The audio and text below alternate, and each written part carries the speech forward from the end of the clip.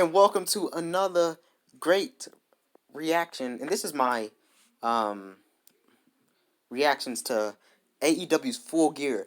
This pay per view was literally the best pay per view AEW has done by far.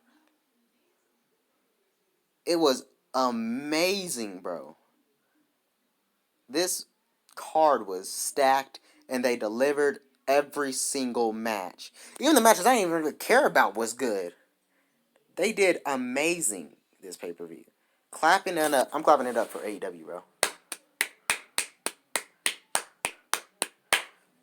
They did great, bro. Oh my god, bro. The first match we're gonna talk about is the tag title match, bro. This match lived up to the hype. There wasn't much build for it, but it mostly built itself.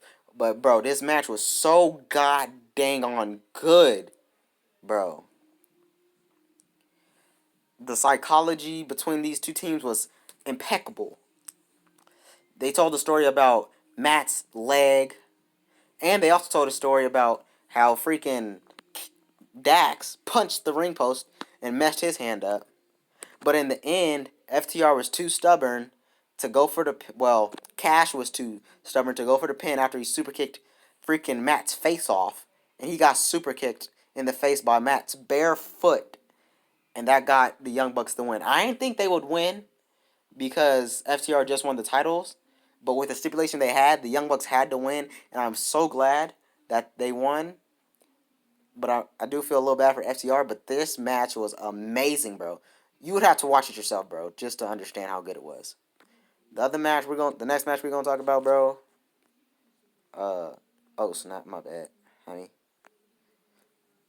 Is Orange Cassidy versus John Silver. This was on the main show, not on the buy-in. It was the NWA Women's Title match, which was very good as well. But this match, I ain't really care for this match. But it was good, bro. It was amazing. It wasn't amazing, but it was very good and surpassed my expectations for this match. It was very hard hitting. John Silver showed how good he actually was. Orange Cassidy, we all know how good he is. And they just fleshed together really well, and it was a great match.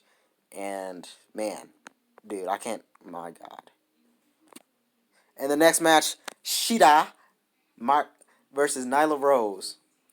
This match was good. It was hard hitting. She messed her knee up during the match, and it kept coming into play. Of course, Vicky Guerrero was a thing in the match. She kept messing Sheeta stuff up. And towards the end, Sheeta pushes Nyla Rose into Vicky on the outside, throws Nyla into the ring, and then hits her with a Falcon Arrow. I didn't think she could pull it off, but she did it. She hit a Falcon Arrow, and she hit the knee to the face. And then she kneed her like 10 times in the mouth. Just knee in her mouth like 10 times, and she won the match.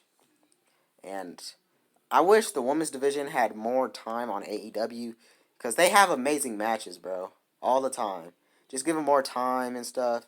I'm glad Sheeta won here, but I think she should lose the title to Dr. Britt Baker. And when's Riho coming back, bro? I miss her.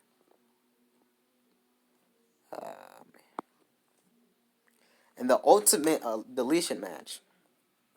This match I haven't seen the Bray Wyatt one of Matt Hardy and Bray Wyatt, but I do know that the Jeff Hardy one was very good.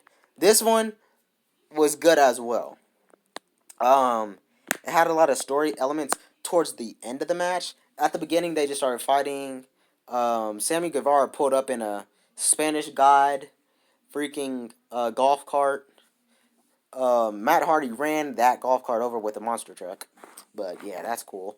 Um, then they were brawling. Santana and Ortiz got involved.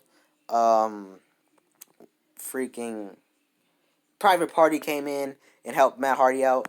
And then Gabriel, from if any old school fans on here, Gabriel came in. Gabriel the vampire dude that was in the Brood. He came out. Well, he was there, and he had Hurricane Helms. And Sammy super kicked Matt and threw he threw the hurricane into the Lake of Reincarnation. He came, and then the hurricane came back out as Shane Helms, and then he threw him back in, and he came back out as Hurricane later on. But it was hilarious. Um, Sammy Guevara went on top of this super tall ladder and did a swanton bomb through Matt Hardy through a table. Matt Hardy kicked out, like I had thought, and then Matt Hardy speared Sammy Guevara through two tables, with Sammy missing one of the tables and the back of his head getting cut open. And Matt Hardy mostly did a concerto to Sammy on the concrete, and then pinned him for the 1, 2, 3. And Matt Hardy won. Then they put Sammy in a trash can, and uh, and then he got drove away. And then after that, Private Party, Hurricane, Matt Hardy's wife, and Matt Hardy all celebrated with fireworks going off. Oh yeah, Sammy Guevara and Matt Hardy were shooting at each other with firework launchers. I was like, oh my god, what is going on? But the match was good anyway. Man, the next match. Oh, I'm so happy. Oh my god, Darby Allin wins the TNT Championship from Cody. Oh, I was so happy. If you watched the live watch party, you could hear how happy I was. Um, like mid match, Cody hit this top rope crossroads that looks so good, bro. Later on in the match, Darby hit. He actually hit the coffin drop, but Cody kicked out. I thought he won right there, but Cody um was focusing on Darby's arm, but he left that plan for some reason, and he let Darby stay in the match for too long, and they were doing a whole bunch of roll-ups, but I guess Darby had the most surprise roll-up. Shout out to Simon Miller at What Culture, and Darby pinned Cody 1, 2, 3 and won the TNT Championship. After the match, you could tell Darby was emotional. Oh no, Co- Cody gave Darby the title, and guess who came out? Team Taz. They beat up Darby and Cody, about to break Darby's arm with Darby's car in his car door until Will Hobbs came out and saved the day, saving Darby Allin's arm. So I think it's gonna set up a 6-man tag between Cody, Darby, and Will Hobbs versus, well, Team Taz only has 2 people. But maybe just a tag team match. I don't know. We'll see. Next match, Chris Jericho and MJF. This match wasn't. It was good, but it didn't have like the exciting factor, which you shouldn't expect between these two because they're both technical wrestlers. It was a very good technical match. It told a good story of MJF doing whatever he could to win the match. During the match, I think Chris Jericho hit a Judas effect on the post, which helped MJF try and do a submission, Salt of the Earth. Chris Jericho got to the ropes towards the end of the match. Wardlow came out, gave MJF the diamond ring. MJF missed, and then Jake Hager threw in Floyd the Bat, and MJF pulled a Eddie Guerrero, flopped on the ground. The ref turned around, seen Chris with the bat. Chris was looking. He dropped the bat, turned to the ref, and when he turned, MJF rolled up Chris Jericho for the 1, 2, 3, while also holding his tights. But MJF is now in the inner circle. How Ortiz and Santana's gonna be towards this, I don't know. Sammy and Ortiz don't like him at all, so we shall see. Next, this was match of the night for me. This or the Darby match or the Young Bucks match. I said one of those 3 matches was gonna kill it. Be match of the night. But Kenny and Hangman opened the show, and bro, everything after that killed it. They set the bar, and they did amazing. Hangman kept going for the buckshot, lariat. He kept missing. Omega, I think he went for it twice. He hit it the second time. But the second time, I thought he was going to not be able to hit it as well. But he did. Kenny Omega won. And he's going to be the new AEW champion in a couple weeks, bro. No doubt in my mind he is. Oh, yeah, also, after the Young Bucks won the tag titles, Kenny came out, celebrated with them, and Hangman was sitting inside of the tunnel, just looking on at the Young Bucks and Kenny celebrating. But I do think Kenny will become the new AEW World Champion. Now the main event, bro. Oh my God, they beat the snot out of each other. I'm about to try and go through everything. It's gonna be hard, but y'all need to watch all these matches. This whole pay-per-view, it was amazing. Watch some highlights or something. But this match was crazy.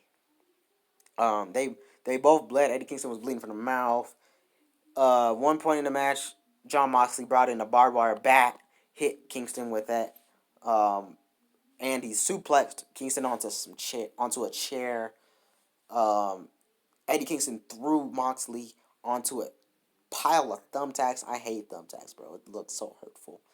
Um, man, there was, and then at the end, freaking Moxley put a piece of the barbed wire that Eddie Kingston took off the bat around his arm and put Kingston in the choke that he put him in that knock him out last time.